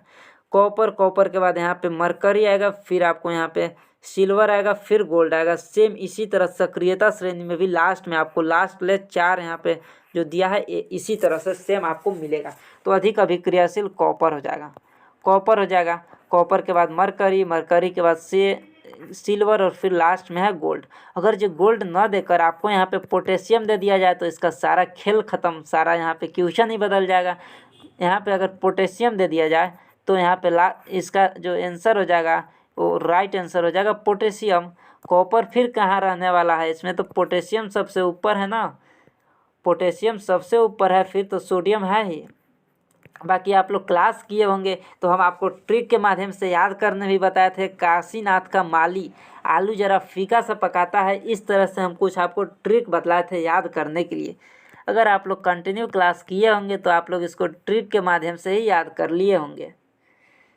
यहाँ से क्वेश्चन आता है, इसीलिए हम आपको जो भी एनसीईआरटी का ऑल जितने भी चैप्टर से फ्लो चार्ट थे, इमेजेस थे, सारा कुछ हम पहले ही सेंड कर चुके हैं और ग्रुप में भी सेंड किए हैं और आपको टेलीग्राम चैनल पे भी सेंड किए हैं। तो जाइए, कमेंट बॉक्स में लिंक दिया गया है और आप लोग वहाँ पे जाइए और टेलीग्राम को ज़रूर ज्वाइन कीजिएगा और वहाँ पे आपको मिल जाएगा, डाउनलोड कर लीजिएगा। चलिए अगला क्वेश्चन। अगला क्वेश्चन क्या है कि जैव प्रक्रम के अंतर्गत कौन आता है? जैव प्रक्रम के अंतर्गत कौन आता है? तो इसमें पोषण भी आता है, उत्सर्जन भी आता है, श्वसन भी आता है और सभी, यानी कि सभी हो जाएगा इसका राइट आंसर, ऑल हो जाएगा इसका। यहाँ तक क्लियर है? आप लोग जल्दी से बताइए। चलिए क्लियर है। चलिए इसके बाद अगला भी क्वेश्चन है यहाँ पे कि संतृप्त यौगिक में है, संतृप्त यौगिक में क्या है? द्विबंध, त्रिबंध, एकल बंध या उपयुक्त सभी। तो देखिए संतृप्त यौगिक क्या होते हैं? तो संतृप्त यौगिक जो है वो एल्केन ग्रुप से आते हैं, एल्केन इसको संतृप्त यौगिक। इसमें जो होते हैं वो एकल बंध होते हैं, सिंगल बंध होते हैं। और एक आते हैं असंतृप्त। असंतृप्त में क्या होते हैं? असंतृप्त में 2 तरह के यहाँ पे ग्रुप हैं, एक एल्कीन है और एक एल्काइन है, जो कि हम पहले ही इसका फार्मूला बता चुके हैं। एल्कीन जो होते हैं और एल्काइन जो होते हैं इसमें द्विबंध और त्रिबंध दोनों आते हैं। असंतृप्त में, असंतृप्त जो है इसमें द्विबंध और त्रिबंध, यानी कि ऑप्शन नंबर ए जो दिया गया है और ऑप्शन नंबर जो बी दिया गया है ये दोनों आ जाएगा उसके अंतर। अगर आपको देखा जाए तो एल्काइन का क्या सूत्र हो जाएगा, एल्काइन का जो सूत्र हो जाएगा, आपको यहाँ पे एक बार फिर से रिवीजन क्लास है इसलिए हम यहाँ पे आपको रिवाइज करा देते हैं एल्काइन का भी। तो एल्काइन का जो होता है वो CnH2n-2 और एल्किन का क्या होता है, एल्किन का CnH2n। एल्किन का और एल्केन का तो बता दिए +2 होता है लास्ट में +2 होता है। द्विआबंध कौन होता है, तो एल्किन जो होते हैं जो एल्किन है यह द्विआबंध होते हैं और एल्काइन जो होते हैं एल्काइन यह त्रिआबंध होते हैं। और जो संतृप्त में आते हैं एल्केन जो आते हैं यहाँ पे लिख देते हैं, एल्केन जो आते हैं यह एकल बंध में आते हैं, एल्केन जो है एकल बंध में आते हैं। इसके बाद अगला क्वेश्चन पर चलते हैं। तो निम्न में से कौन अधातु विद्युत का सुचालक है, तो ग्रेफाइट तो बता ही दिए। इसके बाद अगला क्वेश्चन है कि निम्न में से किस धातु को चाकू से काटा जा सकता है, तो चाकू से किसको काटा जा सकता है, तो सोडियम को जिसको Na से लिखते हैं, सोडियम को चाकू से काटा जा सकता है। इसके बाद एक और क्वेश्चन है यहाँ पे आपको बतलाना है कमेंट बॉक्स में, जो सोडियम है इसका परमाणु क्रमांक कितना है, इसको आपको कमेंट बॉक्स में बताना है। परमाणु क्रमांक कितना है कमेंट करके आपको इसको बताना है। इसके बाद अगला क्वेश्चन कि कार्बन और हाइड्रोजन से बने यौगिक को क्या कहते हैं, तो उसको हाइड्रोकार्बन बोलते हैं, कार्बन और हाइड्रोजन से बने यौगिक को। CH4 किसका है, तो यह मीथेन का है, जो कि यह एक हाइड्रोकार्बन है। CH4 मीथेन हाइड्रोकार्बन है क्योंकि कार्बन और हाइड्रोजन के यौगिक है। इसके बाद अगला यहाँ पे क्वेश्चन है कि नीचे प्रकार्यात्मक समूहों का फॉर्मूला दिया गया है, इनमें से कौन कीटोन है, यहाँ पे कीटोन बताइए। कीटोन तो यहाँ पे हम बताएंगे ही, लेकिन इसके अलावा भी जो है 4 ऑप्शन है, चारों को बताएंगे क्योंकि ये जरूरी नहीं कि आपके एग्जाम में सिर्फ कीटोन ही आएगा, हो सकता है तो कार्बोक्सिलिक अम्ल भी आ जाए, एल्डिहाइड भी आ जाएगा, एल्कोहल भी आ जाएगा या कीटोन भी कोई भी आ सकता है। तो आप लोग को यहाँ पे बता भी दिए कौन कौन होता है, बता भी दिए, याद होगा तो यहाँ पे कार्बोक्सिलिक अम्ल बताया, इसको एल्डिहाइड बताया, इसको एल्कोहल बताए और इसको कीटोन बताए। आप लोग यहाँ पे ध्यान दिया कीजिए, कीटोन बताए इसको। इसके बाद चलते हैं अगला क्वेश्चन पे। अगला क्वेश्चन पर है कि कार्बन क्या है, तो कार्बन तो धातु नहीं है, यह अधातु है, कार्बन जो है वो अधातु है। इसके बाद अगला क्वेश्चन क्या है कि रबर निम्न में से किसका बहुलक है, तो आइसोप्रीन का बहुलक है, रबर जो है वो आइसोप्रीन का बहुलक है। इसके बाद अगला क्वेश्चन है यहाँ पे कि साबुन के अणु के 2 सिरे होते हैं, हाइड्रोकार्बन में विलय सिरे को क्या बोलते हैं, और जल में विलय सिरे को क्या बोलते हैं। एक जल में विलय होते हैं, तो देखिए क्या यहाँ पे बोला है हाइड्रोकार्बन में विलय सिरा, तो जो हाइड्रोकार्बन में विलय होते हैं उसको जल विरागी बोलते हैं, और जो जल में विलय होते हैं उसको जल रागी बोलते हैं। जल विरागी को हाइड्रोफोबिक बोलते हैं, जल विरागी जो है इसको हाइड्रोफोबिक बोलते हैं और जल रागी को हाइड्रोफिलिक इसको बोलते हैं। इसके बाद चलते हैं अगला क्वेश्चन पर।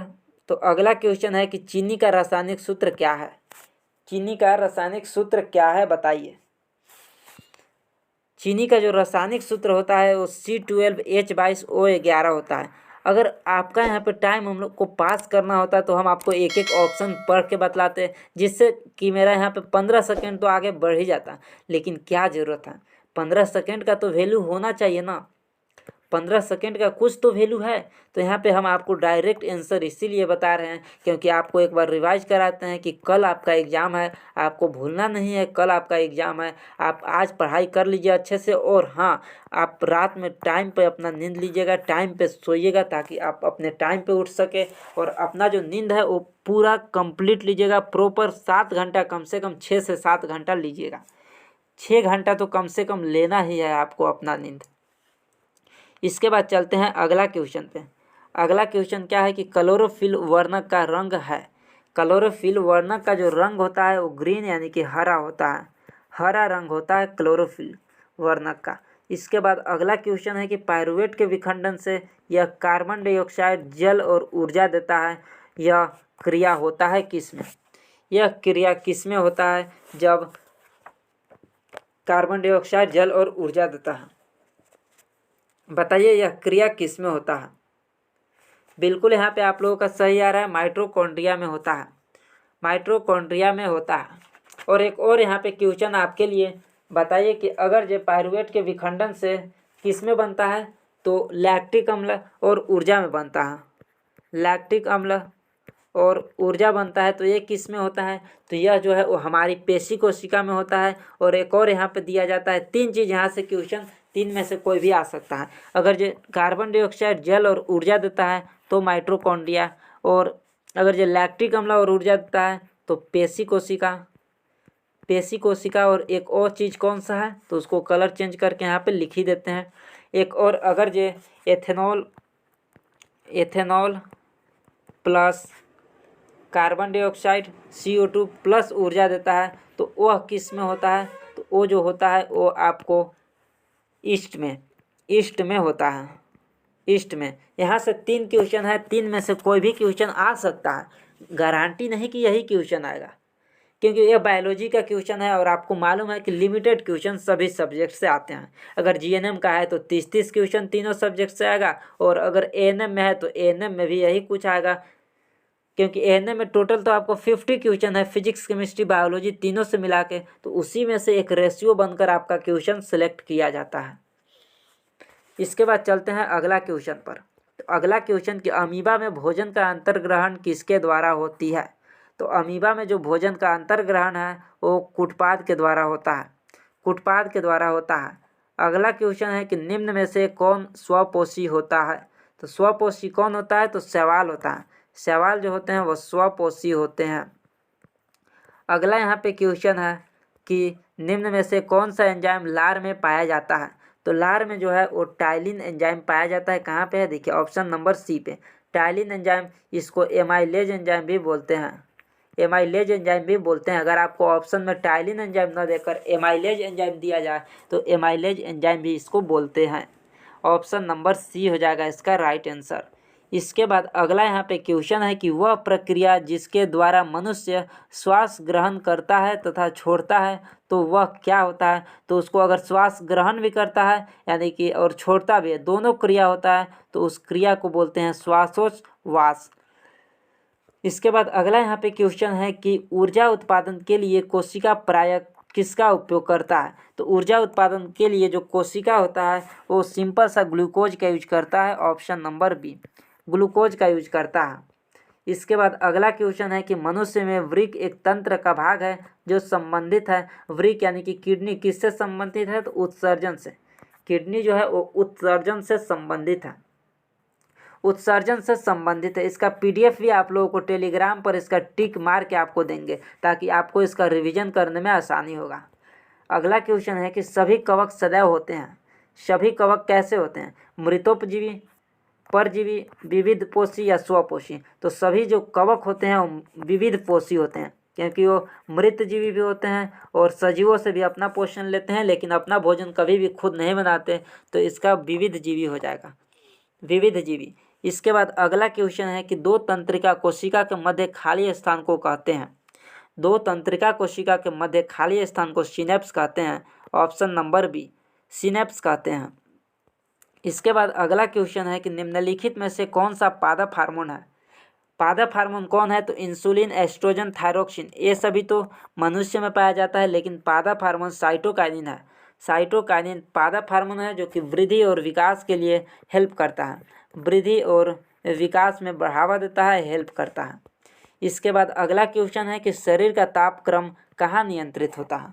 तो शरीर का जो तापक्रम है वो नियंत्रित कहाँ से होता है? तो हाइपोथैलेमस से होता है, हाइपोथैलेमस से होता है। इसके अलावा और क्या नियंत्रित कर सकता है? तो भूख प्यास को भी नियंत्रित करता है, भूख प्यास, और इसके अलावा और क्या? नींद को भी यह नियंत्रित करता है, और टेम्परेचर तो है ही, तापमान को नियंत्रित करता है। इसके अलावा अगला क्वेश्चन है कि मनुष्य में ऐच्छिक गतिविधियाँ का नियंत्रण किसके द्वारा होता है? ऐच्छिक गतिविधियाँ जो हम खुद से करते हैं, खुद से करते हैं, जैसे कि चलना हो गया, दौड़ना हो गया, अभी लिख रहे हैं, लिखना हो गया, ये सब ऐच्छिक गतिविधियां हैं जो हम खुद करते हैं। तो ये किसके द्वारा नियंत्रित होता है? तो ये जो नियंत्रित होता है वो सेरिब्रम के द्वारा होता है। सेरिब्रम, सेरिब्रम कहाँ पे होता है? तो यह मस्तिष्क के अग्रभाग में होता है, अग्रभाग में होता है। इसके बाद अगला क्वेश्चन है कि किस अभिक्रिया द्वारा पौधे में ऑक्सीजन बाहरी वातावरण से कोशिकाओं में पहुंचता है? किस अभिक्रिया द्वारा? तो विसरण, विसरण यानी कि डिफ्यूजन अभिक्रिया द्वारा, डिफ्यूजन अभिक्रिया के द्वारा पहुंचता है। अगला यहाँ पे क्वेश्चन कि पुष्प में निषेचन कहाँ होता है? पुष्प में निषेचन कहाँ होता है? तो पुष्प में जो निषेचन होता है वो भ्रूण कोश के भीतर होता है, भ्रूण कोश के भीतर, ऑप्शन नंबर बी। अगला क्वेश्चन है यहाँ पे कि एक अंडाशय में कितने बीजांड होते हैं? तो एक अंडाशय जो है उसमें अनेक बीजांड होते हैं, अनेक, एक भी होते हैं, दो भी होते हैं, कुछ में 4, 5, 10, 20 अनेक भी बीजांड होते हैं। तो इसका ऑप्शन नंबर बी हो जाएगा। इसके बाद अगला क्वेश्चन है कि अग्नाशय का कितना प्रतिशत भाग अंतःस्रावी है? अग्नाशय का कितना प्रतिशत भाग अंतःस्रावी है? तो 1% भाग। एक और यहाँ पे क्वेश्चन की एक ऐसी ग्रंथि जो कि अंतःस्रावी और बाह्यस्रावी दोनों है, तो वो हो जाएगा अग्नाशय। अग्नाशय अंतःस्रावी और बाह्यस्रावी दोनों है।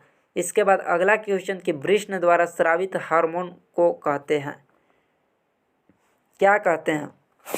तो वृषण द्वारा स्रावित हार्मोन को टेस्टोस्टेरोन बोलते हैं, टेस्टोस्टेरोन बोलते हैं।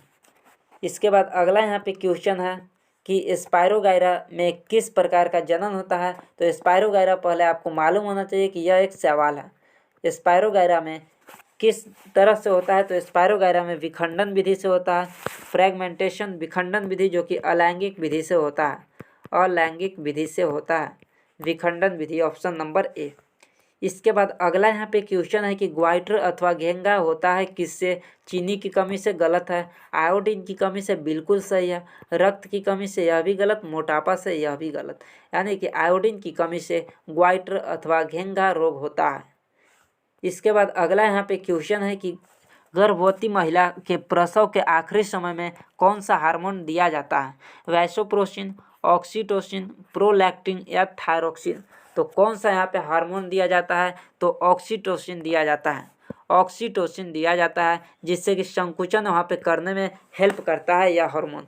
अगला यहाँ पे क्वेश्चन है कि रक्त में ग्लूकोज की मात्रा नियंत्रित रहता है किसके कारण? ग्लूकागॉन के कारण, इंसुलिन के कारण, ए और बी दोनों के कारण, या इनमें से कोई नहीं, यानी कि किसी के कारण नहीं। तो रक्त में जो ग्लूकोज का मात्रा नियंत्रित होता है वो ग्लूकागॉन और इंसुलिन दोनों के कारण होता है, यानी कि ऑप्शन नंबर सी, ए और बी दोनों के कारण, ए और बी दोनों के कारण यहाँ पे रहता है। इसके बाद अगला यहाँ पे क्वेश्चन है, क्या है अगला क्वेश्चन? देखिए कि हार्मोन शब्द का नामकरण किसने किया था? तो हार्मोन शब्द का जो नामकरण है वो किसने किया था? तो बेलिस और स्टार्लिंग ने किए थे, बेलिस और स्टार्लिंग। विलियम बेलिस इनका नाम है और स्टार्लिंग का अर्नेस्ट स्टार्लिंग नाम है। इसके बाद अगला क्वेश्चन है कि मानव मादा के कौन जनन तंत्र का भाग नहीं है? इनमें से कौन फीमेल रिप्रोडक्टिव का भाग नहीं है? अंडाशय जो कि है, गर्भाशय भी है, और डिम्ब वाहिनी यानी कि फैलोपियन ट्यूब भी है, और शुक्राणु इसमें दिया है जो कि इसका भाग नहीं है। तो इसका राइट आंसर जो हो जाएगा वो ऑप्शन नंबर सी, शुक्रवाहिका, शुक्रवाहिका हो जाएगा इसका राइट आंसर। शुक्रवाहिका का क्या कार्य होता है? तो यह शुक्राणुओं को वृषण से मूत्र मार्ग तक लाने का कार्य करता है शुक्रवाहिका। इसके बाद अगला क्वेश्चन कि इंद्रधनुष किस प्रकार का स्पेक्ट्रम है? इंद्रधनुष किस प्रकार का स्पेक्ट्रम है? तो यह एक प्राकृतिक स्पेक्ट्रम है, प्राकृतिक स्पेक्ट्रम है। इसके बाद अगला यहाँ पे क्वेश्चन है कि वायुमंडल में प्रकाश के विसरण का कारण क्या है? तो वायुमंडल में जो प्रकाश का विसरण का कारण है वो किसके कारण है? तो धूलकण है, धूलकण के कारण होता है विसरण। अगला क्वेश्चन कि आकाश का रंग नीला प्रतीत होता है, क्यों? आकाश का रंग जो है वो नीला प्रतीत होता है प्रकाश के प्रकीर्णन के कारण, प्रकाश के प्रकीर्णन के कारण। ये सारा इंपॉर्टेंट क्वेश्चन है। इसका मतलब ये नहीं कि हम यहाँ पे फास्ट आपको करा रहे हैं तो कोई इंपॉर्टेंट नहीं है, इंपॉर्टेंट सारा क्वेश्चन है। बस फास्ट हम तो आप लोगों को पहले ही बता चुके हैं कि फास्ट इसलिए करा रहे हैं क्योंकि आपके पास टाइम नहीं है। आपको सिर्फ साइंस ही नहीं देखना है, रिवीजन आपको मैथ्स का भी कर लेना है, इंग्लिश का भी, जीके का भी, सारा कुछ का रिवीजन करना है ना, इसलिए फास्ट बता रहे हैं। टाइम तो मेरे पास है, शाम तक भी करा सकते हैं, लेकिन आपके पास टाइम नहीं है। अगला यहाँ पे क्वेश्चन है कि आँख में प्रवेश करने वाली प्रकाश की मात्रा को नियंत्रित कौन करता है। यहाँ पे स्टूडेंट्स को अक्सर कंफ्यूजिंग होता है। क्या कंफ्यूज होता है, यहाँ पे मान लीजिए कि परितारिका है और इसके अंदर ही पुतली होता है, तो यही कंफ्यूजन होता है कि पुतली नियंत्रित करता है या परितारिका। तो देखिए इसका जो राइट आंसर होगा वो परितारिका नियंत्रित करता है। परितारिका जो है वो पुतली को नियंत्रित करता है और पुतली जो है वो प्रकाश की मात्रा को प्रवेश करने देता है। अगर जो प्रकाश ज़्यादा है, लाइट अगर ज़्यादा है तो पुतली सिकुड़ जाता है, और लाइट कम है तो पुतली जो है वो फैल जाता है। लेकिन इसको कौन कराता है, तो परितारिका कराता है। इसको नियंत्रित कौन करता है, तो परितारिका करता है। परितारिका, ऑप्शन नंबर ए। अगर आपको पुतली और परितारिका दोनों दिया हुआ रहेगा तो आपको परितारिका को ही मारना है। परितारिका ही हो जाएगा, आइरिस हो जाएगा इसका राइट आंसर परितारिका। परितारिका को ही इंग्लिश में आइरिस बोलते हैं। इसके बाद अगला क्वेश्चन है कि प्रिज्म द्वारा प्रकाश की कौन सी परिघटना घटती है। प्रिज्म द्वारा प्रकाश की कौन सी परिघटना घटती है। यहाँ पे एक और आपको हम क्वेश्चन बताने वाले हैं जो कि इस चैप्टर से बहुत ही इम्पोर्टेंट है, बहुत ही इम्पोर्टेंट है, और आज के एग्ज़ाम में वो पूछा हुआ है। आज के एग्ज़ाम में पूछा हुआ है, इसलिए हम आप लोगों को यहाँ पे बताना चाहेंगे, इसलिए क्योंकि आप लोग उसको याद कर लीजिएगा। 100% याद रखना है, क्योंकि कल वो क्वेश्चन आ सकता है आपके भी एग्ज़ाम में। तो हम उस क्वेश्चन को लास्ट में बताएंगे। अभी इसको देख लेते हैं कि प्रिज्म द्वारा प्रकाश के कौन सा परिघटना होता है, तो वर्ण विक्षेपण होता है, वर्ण विक्षेपण। इसके बाद अगला क्वेश्चन है कि सर्च लाइट परावर्तन सतह होता है अवतल में होता है। अवतल में होता है, अवतल में इसलिए क्योंकि यह पूरे प्रकाश को एक जगह पे फोकस करता है, एक जगह पे यहाँ पे केंद्रित कर देता है, इसलिए अवतल में होता है। इसके बाद अगला क्वेश्चन है कि निर्वात में प्रकाश की चाल होती है। निर्वात में प्रकाश की चाल कितनी होती है। तो निर्वात में जो प्रकाश की चाल है वो 3 × 10⁸ मीटर पर सेकेंड, 3 × 10⁸ मीटर पर सेकेंड होती है। इसके बाद अगला यहाँ पे क्वेश्चन है कि हजामत के लिए किस दर्पण का उपयोग होता है। एक और यहाँ पे क्वेश्चन बतलाते हैं। अगर किलोमीटर पर आवर दिया है, किलोमीटर पर सेकेंड दिया है तो आपको 3 लाख किलोमीटर पर सेकेंड हो जाएगा। और यहाँ पे मीटर पर सेकेंड दिया है तो 3 × 10⁸ और 3 लाख में आएगा 3 × 10⁵ किलोमीटर पर सेकेंड। आपको यहाँ पे इसका मात्रक का ध्यान देना है, मात्रक का भी ध्यान देना है, क्योंकि यहाँ पे देखिए ऑप्शन नंबर सी पे किलोमीटर में दिया है, लेकिन यहाँ पे अगर 5 रहता और आपको ऑप्शन ए और ऑप्शन सी दोनों रहता तो आपका राइट आंसर हो जाता ऑप्शन ए और ऑप्शन सी दोनों। क्या है अगला क्वेश्चन, देखते हैं कि हजामत के लिए किस दर्पण का उपयोग करते हैं। यानी दाढ़ी बनाने में अवतल दर्पण का यूज करते हैं। अवतल दर्पण का यूज करते हैं। उत्तल दर्पण में तो हमेशा छोटा प्रतिबिंब बनता है, तो छोटा प्रतिबिंब बनाने के लिए तो यूज थोड़ी करेंगे हम लोग। और समतल दर्पण में बराबर प्रतिबिंब बनता है, तो इसका भी यूज नहीं करते हैं। इसके बाद अगला यहाँ पे क्वेश्चन है कि प्रकाश की किरणें गमन करती है। प्रकाश की किरणें गमन करती है तो प्रकाश की जो किरण है वो सीधी रेखा में गमन करती है, सीधी रेखा में गमन करती है। इसके बाद अगला यहाँ पे क्वेश्चन है कि लेंस में मुख्य फोकस की संख्या कितनी होती है। तो इसमें 2 होती है। मान लीजिए यह उत्तल लेंस है, इधर भी एक फोकस होता है, इधर भी फोकस। अगर अवतल लेंस भी है तो इसमें भी 2 फोकस, एक इधर फोकस होता है, एक इधर फोकस, तो 2 फोकस होता है दोनों में। इस तरह से भी देख सकते हैं, दो लेंसेस होते हैं, इसलिए 2 फोकस 2 केंद्रक होते हैं। अगला क्वेश्चन है कि समतल दर्पण द्वारा बना प्रतिबिंब होता है। समतल दर्पण द्वारा बना प्रतिबिंब क्या होता है, तो आभासी तथा सीधा होता है।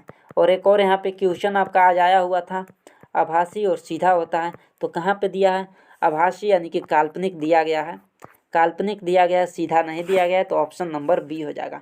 एक और यहाँ पे क्वेश्चन क्या आया हुआ था कि समतल दर्पण की फोकस दूरी क्या होता है। आप लोग जल्दी से बताइए, हम पहले के क्लास में बता चुके हैं। ऐसा कोई भी क्वेश्चन नहीं होगा जो कि आपके एग्जाम में आएगा और आपको नहीं पता होगा। समतल दर्पण की जो फोकस दूरी होता है वो अनंत होता है, हम आप लोगों को बताए हैं। और आज यही क्वेश्चन आपके एग्जाम में यानी कि डायरेक्ट बीएससी नर्सिंग में आया हुआ है। फोकस दूरी होता है अनंत, समतल दर्पण की फोकस दूरी अनंत होता है। आज क्वेश्चन आया हुआ है तो आपको इसको याद कर लेना है, कल भी क्वेश्चन आ सकता है श्योर। यहाँ पे हम कह सकते हैं, यहाँ पे 80% कह सकते हैं श्योर कि कुछ क्वेश्चन जो होते हैं वो रिपीटेड क्वेश्चन होते हैं। सेम टू सेम क्वेश्चन आपको मिलेगा, जो बीएससी नर्सिंग में आया था वही आपको एएनएम जीएनएम में देखने को मिलेगा। तो आप लोग इसको ज़रूर देख लीजिएगा। इसके बाद अगला यहाँ पे क्वेश्चन क्या है, अगला क्वेश्चन क्या है कि वास्तविक वस्तु का आभासी प्रतिबिंब बनता है। तो आभासी प्रतिबिंब किसका बनता है, आभासी प्रतिबिंब किसका बनता है यहाँ पे बताइए।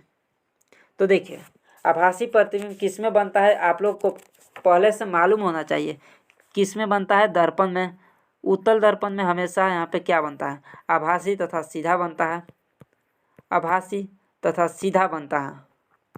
और समतल में भी आभासी और सीधा बनता है, और उत्तल में भी बनता है, अवतल में भी बनता है, तीनों में बनता है। उत्तल, अवतल और समतल तीनों में बनता है। यानी कि इनमें से सभी हो जाएगा इसका राइट आंसर, इनमें से सभी हो जाएगा इसका right answer option number D, option number D हो जाएगा, क्योंकि सारे में यहाँ पे आपको आभासी प्रतिबिंब देखने को मिलेगा।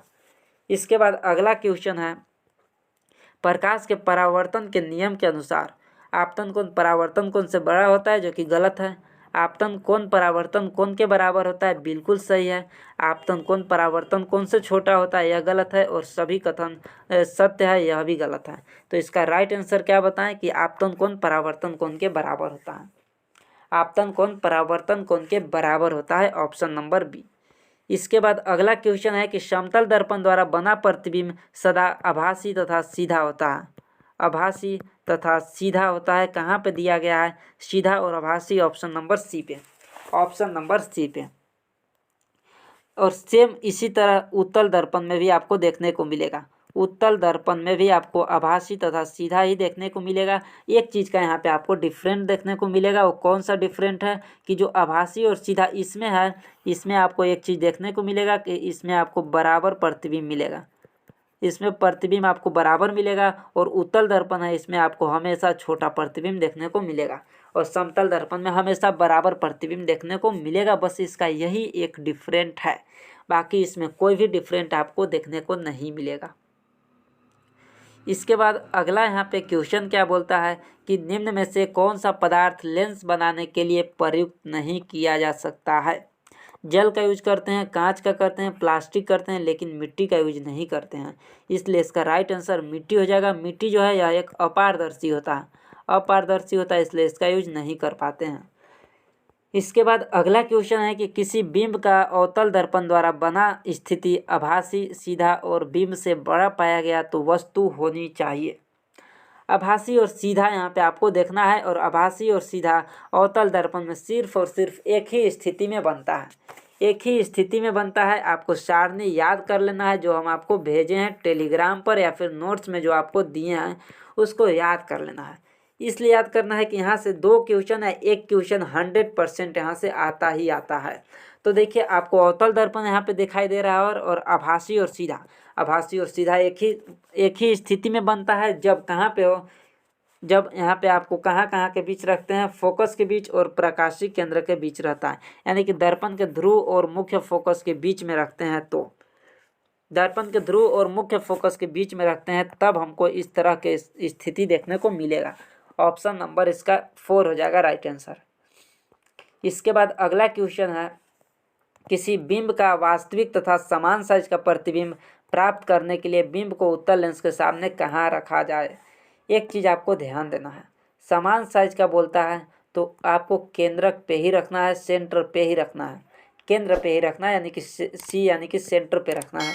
तो कहाँ पे दिया है, लेंस के मुख्य फोकस पे गलत है, फोकस दूरी की दोगुनी दूरी पे बिल्कुल सही है, अनंत पे गलत, और लेंस के प्रकाशीय केंद्र फोकस। देखिए अब आप सोच रहे होंगे कि फोकस दूरी की दोगुनी दूरी पे कैसे, तो आपको पता होगा कि जो सेंटर होते हैं, यहाँ पे सेंटर है मान लीजिए, और यहाँ पे फोकस, और यहाँ पे ध्रुव है पी। यहाँ से यहाँ जितना दूरी होता है उतना ही दूरी यहाँ से यहाँ होता है। तो फोकस दूरी की दोगुनी दूरी को ही सेंटर बोलते हैं। तो यहाँ पे फोकस दूरी की दोगुनी दूरी, ऑप्शन नंबर सेकेंड। इसके बाद अगला क्वेश्चन है कि मानव नेत्र में किस प्रकार का लेंस लगा होता है। मानव नेत्र में किस प्रकार का लेंस लगा होता है, तो उत्तल लेंस लगा होता है, उत्तल लेंस लगा होता है, जिसको क्रिस्टलीय लेंस भी बोलते हैं। इसके बाद अगला क्वेश्चन है कि यदि एक लेंस की क्षमता -2 डायोप्टर है और इसकी फोकस दूरी क्या होगी, इसकी फोकस दूरी क्या होगी। एक और यहाँ पे हम आपको क्वेश्चन बतलाते हैं, जो कि आज के एग्जाम में आया हुआ था। इस क्वेश्चन के बाद बतलाते हैं, पहले इसको निकाल लेते हैं। P = 1/f आपको फार्मूला बताए हैं, पावर बराबर लेंस की क्षमता बराबर P is equal 1/f। F 1/f कब होगा? जब f मीटर में होगा। अगर f सेंटीमीटर में है तो हमारा 100/f होगा। P बराबर 100/f। अब आपको कैसे पता कि m मीटर में है कि सेंटीमीटर में है? तो आपको ऑप्शन देखिए ना, ऑप्शन में तो आपको मिल ही जाएगा, सेंटीमीटर दिया है कि मीटर दिया है। क्वेश्चन चेक कीजिए, सेंटीमीटर में है मीटर, तो हमारा जो ऑप्शन दिया है वो सेंटीमीटर में है। तो P बराबर कितना है? -2 है, 100/f। 100/f यानी कि -2f बराबर 100, f बराबर -50, f बराबर -50 centimetre. Option number 3। Option number 3 कौन सा फॉर्मूला पर निकालना है? तो P बराबर 100/f, क्योंकि f सेंटीमीटर में है। f सेंटीमीटर में, अगर सेंटीमीटर में न रहता मीटर में रहता तो 1/f लिखते। यहाँ तक क्लियर है? अगला क्वेश्चन है, यहाँ पे हम एक और आपको क्वेश्चन बता रहे थे कि जो आज के एग्जाम में आया था कि लेंस सूत्र का फॉर्मूला पूछा था।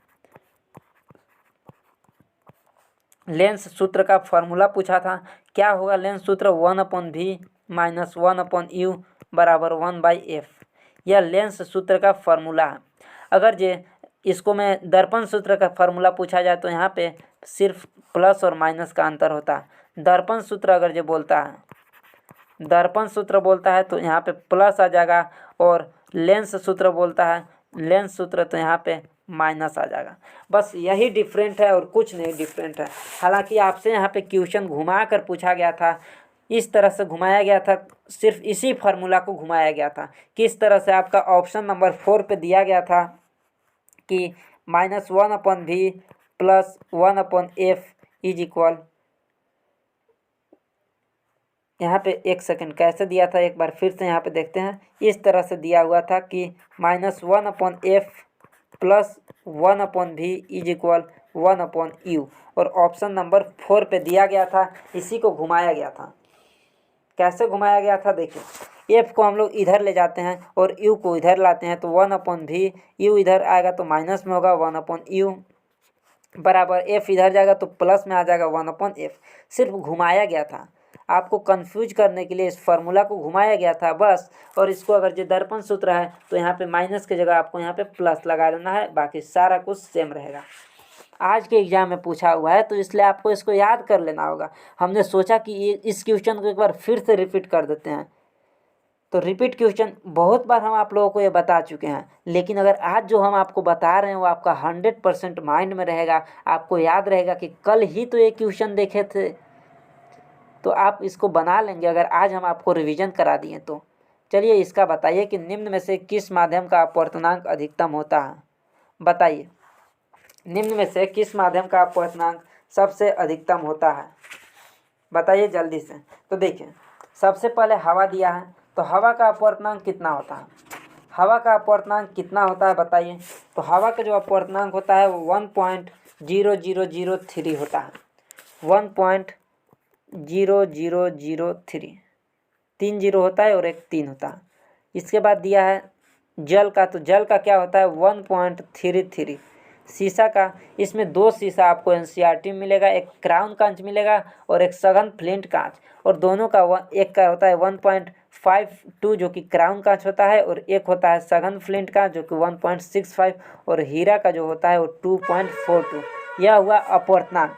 और इसमें पूछा है कि किस माध्यम का अपवर्तनांक अधिकतम है, तो आप तो खुद यहाँ पे देखकर बता सकते हैं। और हम आपको बताए थे कि हीरा का अपवर्तनांक सबसे अधिक होता है, जो कि आपको एनसीईआरटी बुक में जो अपवर्तनांक का जो एक सारणी दिया गया है उस सारणी में आपको देखने को मिलेगा। इसके अलावा जो इम्पोर्टेंट होता है वो नीलम होता है, जो कि 1.77। इसके अलावा बेंजीन होता है, एक बेंजीन होता है 1.50, और इसके अलावा क्या होता है? तारपीन का तेल 1.47, बर्फ़ का याद रखना है 1.31। आपको सब टेलीग्राम पर सेंड कर दिया, वहाँ से भी देख सकते हैं, या फिर आपके पास एनसीईआरटी बुक होगा तो वहाँ से भी देख सकते हैं, वहाँ से भी आप लोग देख सकते हैं। तो यही था आपका 100 क्वेश्चन आज के क्लास का। आप लोग पहले बताइए कि आप लोगों का यहाँ पे कैसा लगा आज के क्लास। आज के क्लास आप लोगों का कैसा लगा, और ये जो क्लास है वो आप लोगों का विदाई क्लास बोल सकते हैं, क्योंकि लास्ट क्लास है आपके 2025 के एग्ज़ाम के लिए, एएनएम और जीएनएम दोनों के लिए। जाते जाते मैं एक ही बात बोलूँगा कि K2 एकेडमी सिर्फ एक क्लास नहीं थी, एक परिवार था। यहाँ सिर्फ पढ़ाया नहीं गया बल्कि सपनों में जान डाली गई। कल तुम परीक्षा हॉल में अकेले हो सकते हो, लेकिन हमारी दुआएं, हमारी मेहनत और तुम्हारा आत्मविश्वास तुम्हारे साथ होगा। तुम में वो आग है जो कोई परीक्षा बुझा नहीं सकती। बस भरोसा रखने अपने आप पर। आज आखिरी क्लास है लेकिन ये अंत नहीं है। आज आखिरी क्लास है लेकिन ये अंत नहीं है। ये उस शुरुआत का हिस्सा है। ये उस शुरुआत का हिस्सा है जहाँ से तुम नर्सिंग की दुनिया में कदम रखोगे। K2 एकेडमी की तरफ से आप सभी को दिल से शुभकामनाएं।